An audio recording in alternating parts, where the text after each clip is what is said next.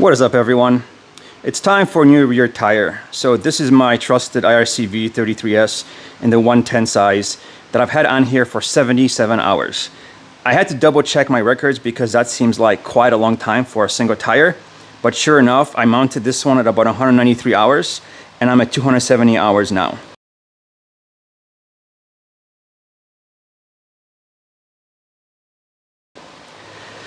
As you can see, the tire has worn incredibly well. There are a few cuts. These are more recent. I've ridden over some pretty sharp rocks, but I run tubeless and I have not lost any air in this tire. I can go 2 weeks between airing up and the tire remains at the same pressure. So I'm extremely happy with what IRC is doing with the rubber compound. The tire still does fine, but I can definitely tell that the knobs are rounded off and they're nowhere near as deep as they used to be. The knobs haven't fallen off, and I've never actually lost a knob on an IRC tire before, but they are starting to crack more and more, and I think it's just about time to get something new on here. So you might be asking yourself, what am I going to install? Well, why mess with a good thing, right? What if you can make it a little bit better? Here we go. This is the new IRC VE-33S in the 140 series.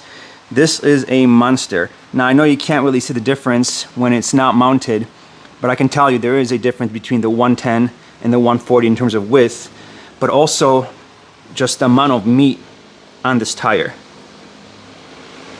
I don't expect mounting to be any harder than what I'm doing now with the 110, but I am expecting much better grip.